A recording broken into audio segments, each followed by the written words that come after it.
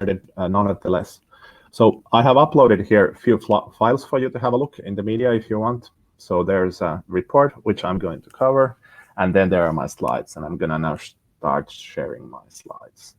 I can't see you while I'm kind of sharing my slides. So if there is something that you need to interject to my talk, you will need to say something on your microphone. Then I will notice you. Also, I can't keep an eye on the poll or your membership. But when I'm presenting, so I'm going to try to start that now. And as you have probably noticed, so we have been now trying about a year this virtual things. So normal virtual conferencing rules apply. So if I fall off the line, I will come back. No need to worry, just wait there, hold tight. If you, for some reason, break your internet connection or fall off the session, just come back and it'll kind of continue as usual. You can put the questions to the chat if you have them, or if you really need to stop me and or interject to ask something, you can also do that. With that, let's try to get started.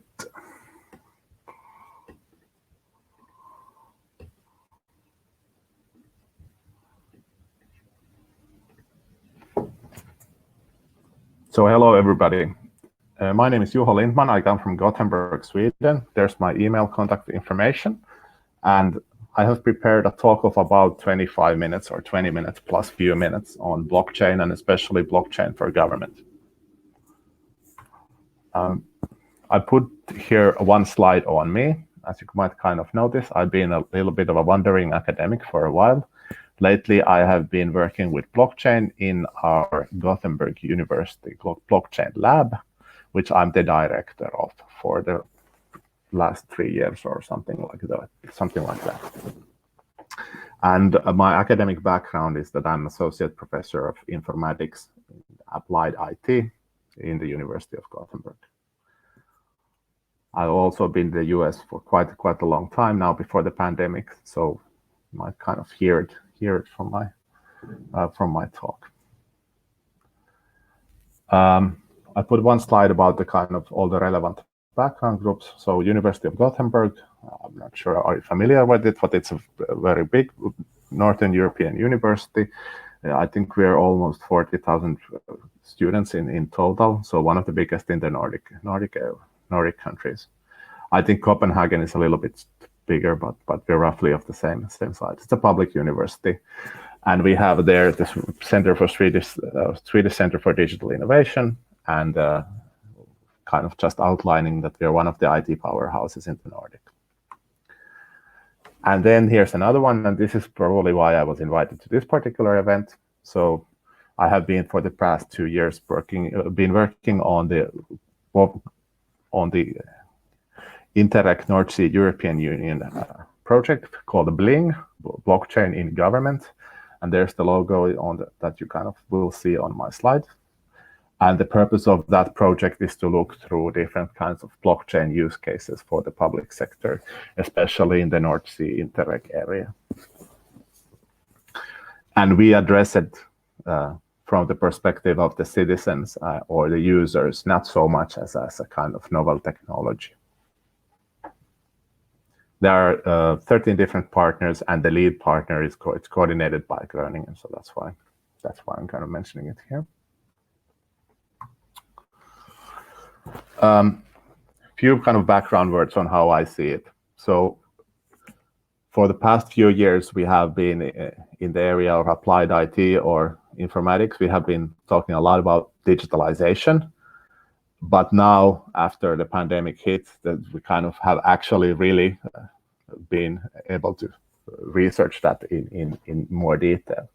What we normally mean by digitalization or digital transformation of society, we mean that several different domains of social life become structured around new digital communication and media infrastructure. So we're not so much talking about the specific gadgets or tablets or new computers or mobile phones, but the changes those will kind of make in society. So how our everyday life changes, how public services change, how industries change, how public institutions change when they become intermediated in novel ways by digital technology. And I've gotten often some comments that my talks are very optimistic. So that's why I've kind of wanted to kind of highlight that we are not saying that digitalization as such is good or bad. Changes in society will have good and bad consequences, and that's how any change in society kind of takes place. So even in blockchain, which I consider one of the most interesting and impressive and high technologies of the recent years, it's not only good, there are also bad things that come with it. Just wanted to put that out there. I'm not going to really describe you in detail what is blockchain technology, because I don't really think that the kind of technical merits or the technical characteristics are very important for my talk. However, I do want to say for those of our listeners who don't have any idea what it is, it's basically these things, these different things. So it's a network structure of a peer-to-peer network. So no hierarchy of nodes. All the nodes are basically the same. Then there is an immutable shared ledger, which is being kept in this network. And then there is some kind of consensus mechanism to figure out if things go wrong in the network, what is going on. So this one is the kind of the starting point of it. You have a peer-to-peer network which is taking care of storage of data. So if you're familiar with computers, you can think of a distributed database, but no master node no particular master node. So basically all the nodes are the same. And what this network does is that it verifies that the added data to the storage conforms to the rules of that particular blockchain.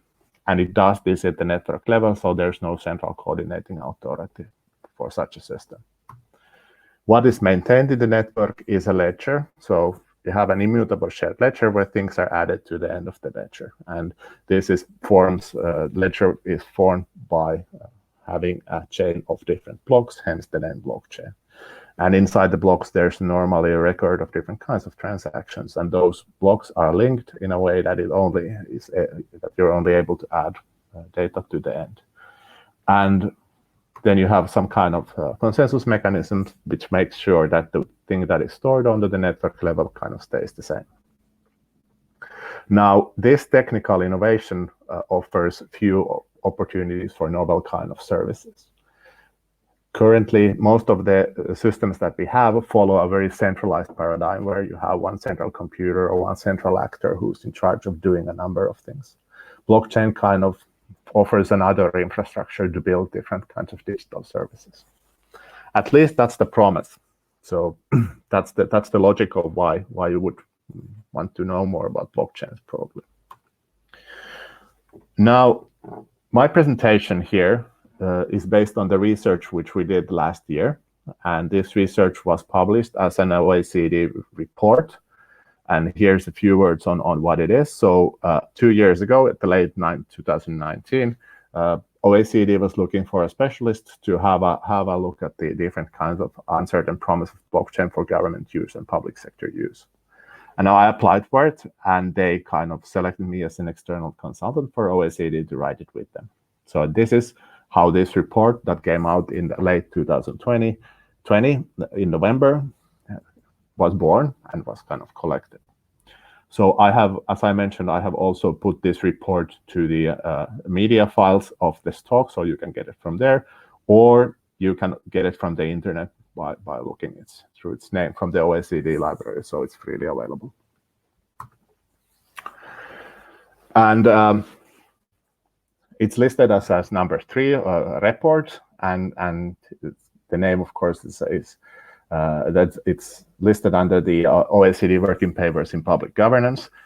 They have had from the OECD, because they stay very current at the new events in this area. So they have actually had almost annually released some kind of report around OECD, around blockchain use in OECD countries and different kinds. And in 2018, they had this kind of blockchain technology primer, which kind of described the technology and what it is and what can roughly be done with it. And then in 2019, they released a few other papers that was kind of looking blockchain as emerging technology. But towards the end of the 2020, they wanted something that would address a problem that they were seeing. So they were seeing that the blockchain deployments in the public sector, many of them were still kind of ongoing or stayed at the experimental phase. And this is kind of my most important slide. So it's, if you want to pick one from the presentation, it's this one. So they were kind of seeing a situation where not so many, where the evidence of the clear use case success was still pretty scarce. So we were seeing that, and we are still seeing a lot of new projects, a lot of new experiments, a lot of interesting blockchain experiments around public and private sectors, but many of those projects have had difficulty, and especially the early ones have had. They almost like many of them have been only been able to produce kind of proof of concept or some kind of prototype, or stuck in some kind of pilot stage, and they'll maybe discontinued after that. And well, many people would say that's kind of what we expect, right? So we'd expect the early pilots to not be able to kind of become a mainstream use. So that's why they're called pilots. That's why we do experimentation, so that we would learn from the technology, and we shouldn't be kind of too afraid to fail those projects also. And what we are still actually seeing is that we kind of see more and more of these kind of projects now happening, and that's why we also believe that for government decision makers, different kinds, I think they should keep an eye on this technology, like what can it do and how it's going to be able to fulfill the promises that have been put to its have been kind of often associated with it. So this is a 70-page report, so I can't go over the whole thing, but I will take a few of the basic highlights that I think are in there. And I'm super keen on kind of continuing this discussion with you if you kind of want to interject or discuss more of the particulars or anything like that. But however, how the main thing is kind of structured, it's around 5 different pieces. So there is the chapter 1, which provides a brief introduction. Then there's chapter 2 that provides often delivered myths or misconceptions around blockchain in public sector use. Then there's a chapter number 3 that discusses blockchain projects. So they discuss the success of projects and non-success factors of projects. Chapter 4 focuses, instead of projects, it focuses on organizations. So how to kind of talk about the maturity measurement approaches and suitability and implementation of blockchain technology. And number 5 then provides a series of conclusions, recommendations, and outlines all the different cases that we used as an empirical material in putting the report together.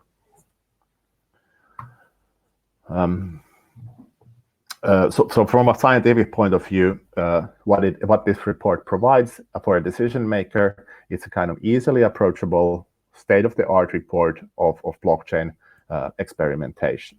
So it's mostly relying on secondary data and a bit of primary data. There's some longitudinal data on specific experiments, and there's a kind of an outline of the relevant literature, especially from the information systems, but also in some other neighboring fields. The chapter number 1, and this is kind of one of the things that we really feel pretty strong about. So often in the early phases of the blockchain experiments, you had a situation where we were at the bottom of the pyramid. We were looking at viable blockchain solutions. So is it possible to, when evaluating a specific project, is it possible to use blockchain in that particular project? And what the OECD's kind of internal discussions reveal, and what I kind of pretty strongly reveal, is that we would need to kind of move the discussion up from this level. So is something possible to do with blockchain doesn't mean that it should be done with blockchain. But that's the first level. The 2 other ones are more important. So the first one is the valuable one. So is it valuable to do some service using a blockchain technology? And the third level is the whether it's vital, whether it's the only way to do a specific kind of implementation. And often the ambition level of the blockchain government projects, especially in the early phases, was that they were looking for viable use cases when there was not enough effort to kind of focus on what value does blockchain technology bring to that particular service, or is it vital to use blockchain technology? So it is actually a must, and this is what we kind of discuss and highlight in the first chapter of the report. Then the second chapter is about kind of breaking some of the myths, because if you have followed the blockchain space for a little bit, you know that there's a lot of talk and hype around the technology. And what we tried to do in this chapter is to take some of those kind of commonly held conceptions, and we kind of put them we want to put them in a very provocative way, and then we say that we don't think it's like that. So, for example, the first one lists that the public blockchains are already disrupting the public sector all around the world. Now this is not what is going on. There are a lot of experimentations. There's a lot of things and different kinds of pilots and experimentations going on, but we still have limited experience and limited evidence of this kind of blockchain successes. So what we are seeing is a lot of activity, but less of the evidence. And this isn't, and I'm not saying this because kind of I would think that blockchain solutions don't work or something like that. No, I'm saying is that many people often have the idea that we are much further down this road than we actually might be. So that's why it's important to kind of talk about that. Second one is the opposite. So it is entirely impossible to build successful blockchain applications for the public sector. And well, that's not true either. We have seen some successes, we have seen some services, and even though probably not all services will become blockchain or blockchain-based services ever, I think there is a kind of, we do have evidence that it's usable in a number of different kinds of areas. We also have more evidence that it's used quite widely in some specific areas of fintech and in private sector in more general. And as such, there's no kind of one obvious reason why some of those or some similar kind of blockchain project would not work also for the public sector. Maybe I also want to pick up number 7. So that blockchain is a generic technological solution similar to, for example, artificial intelligence. Now, artificial intelligence has a number of use cases and few pretty well-known use cases that have been with us for a while already. And it can be used in a number of different kinds of areas. Blockchain is not exactly like that. It's pretty specific in the technical storage solution.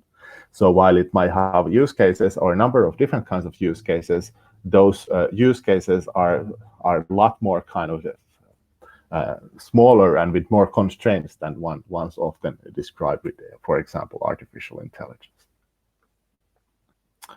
There are a few others, but I will kind of I won't go through them in my presentation, also due to the interest of time. So, chapter number 4, we start to look at success, and in this one we are looking at projects, and we were looking empirically. So we're actually looking for different kinds of pilots, and we had these 3 kinds of things that we wanted to see in a project in order to call it successful. So we were interested projects that had already moved beyond limited testing and that had actual end users. We were looking at kind of continued use, not like a test usage, not like premier beta testers or anything, but we were kind of interested to look for projects that were a little bit kind of further down the road. And what we found out when we were looking at this is that there's a lot of experimentation going on, but there's a lot less projects that have actually been able to gather evidence of their users or user stories, user experiences, user satisfaction surveys, or things like that yet. And based on this empirical investigation and some of the literature, we kind of looked through several different kinds of things that we saw from the projects that what was kind of causing trouble. And I think the first one is the most important one. So you need to have a clear, specific business goal and value that is provided with the specific blockchain technology for that particular use. I think that's the key of that's the biggest question of almost all of them. But we are listing a few of the other ones that we saw, especially from the early pilots. And here's the longer list. Then in the chapter number 4, and then this chapter number 4 focuses more on organizations and the measurement of organizations. And there is a I'm not sure. I don't want to go too deep into OACD's work, but OECD does a lot of measurement of different kinds of digital environments, digital companies, public sector, and so on, to kind of know basically how well and how supportive of digital technologies specific countries usually are, or the environments in specific countries are. And we tried to, in the chapter number 4, we tried to kind of combine our efforts to understand the maturity of blockchain technology in organizations to OECD's larger principles around digital government policy framework. And OECD is actually kind of, I think they released this last year, these principles, or they kind of went live with this. They kind of following up on an earlier framework that they had. And in the chapter number 4, we try to kind of combine our efforts to talk about digital maturity in organizations to OECD's wider goals to promote these policy frameworks listed in here. Maybe I won't go into much detail in here. And then as with any such kind of report, it tries to kind of report specific takeaways for all of those different chapters that it's listing. So looking into kind of this question of viable, valuable, and vital in the first chapter, in the second chapter to talk about kind of general knowledge and just kind of trying to delve through the hype a little bit. Then chapter 3 was about the kind of the account project specific factors of blockchain projects. And then the chapter 4 is more like the readiness of the entire organization or a public sector actor. And then the summary kind of lists few of those things.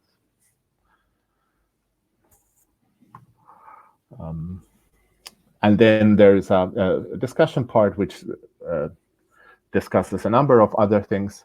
Maybe I want to just raise few things also due to the interest of time. So one is that there is a lot of hype and polarization when people talk about blockchain. Non-surprisingly, if you have followed up this space, you kind of probably have observed this in a very clear way. Also for the public sector, this is an issue there. And then you have all the same issues as if you're kind of serious research of any emerging technologies. So you have problems with acquiring data. You have a lot of opinions about stuff, but less evidence. Difficulties to you don't have maybe literature yet to kind of discuss about things, or the literature is consisting primarily out of speculation and less empirical evidence yet, and so on and so on and so on. So not the easiest task for a researcher to try to get an overall understanding, but at least in this report and few in our other work, we've tried to kind of make our best effort to understand roughly what is the state of the art related to earlier literature and with the early blockchain pilots in the public sector. And of course, there's a lot of future work that can be carried out in this space, but maybe I won't go through this in this presentation. I just kind of wanted to list the use cases that we are listing there, and there's a lot more in the report if you want to kind of have a look on the specifics of those use cases. With that, I will finish my presentation. We have a few minutes for questions, or if there's something in the chat that you want to raise.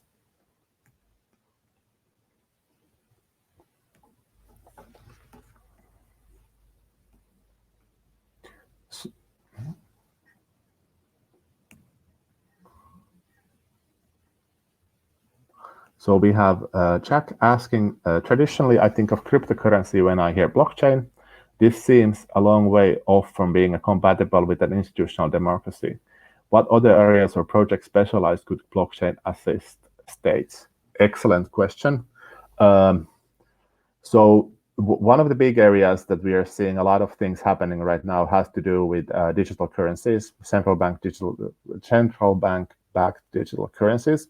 There's a lot of kind of banks and also European Union institutions looking into that direction.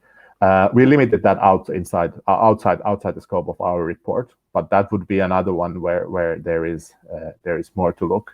On top of that, from the ones that we kind of looked, many were using blockchain as some kind of tracking or logging system of events or a workflow, and to see the different kind of states.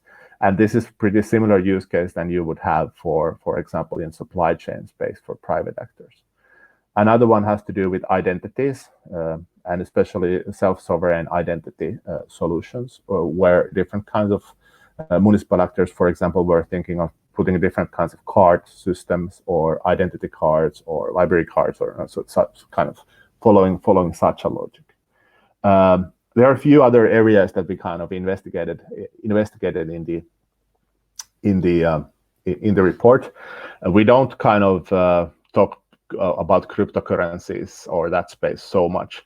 We only list that there are some pilots around local cryptocurrency in kind of different kinds of local currencies where cryptocurrencies could be used as one of the tokens. That's kind of mentioned in one of them. I have a few other questions. Barnaby asking, just curious, in public use,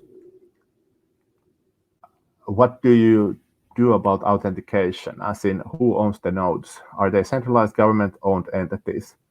In which case, is a blockchain adding anything over and above centralized database? Or are they decentralized as normal? In which case, what's the motivation for node owners to do the work? And what is about the 51% problem? There's a lot of questions in there. So maybe I'll just answer that. For the most of the cases that we actually looked through, most of them seem to be permissioned. So what some were not, but most were permissioned for a number of different reasons, even for public sector use. And in those kind of settings, there is that's a real discussion that can be had. So what does it actually bring if you anyway need to have a control over the network as a kind of starting point? If one or few actors control most of the nodes, kind of why would you need the blockchain system for such a situation? And I think there are a few good answers to that question. So even in such a situations, you might, for example, have a situation with integrity of the data. And the Estonian case that we kind of cover in the report is one which kind of provides maybe one example of why would they still maybe want to kind of consider that particular technology. It's a very big question on the other hand, so maybe I'll just leave it at that. I also note that I'm a little bit over time, so I think I will need to finish here. So please have a look at the report. And I'm also, if you have longer questions or something, feel free to send them by email. I'm kind of super keen on talking about these themes, or any feedback is of course also highly appreciated. Thank you for this. Bye from my side.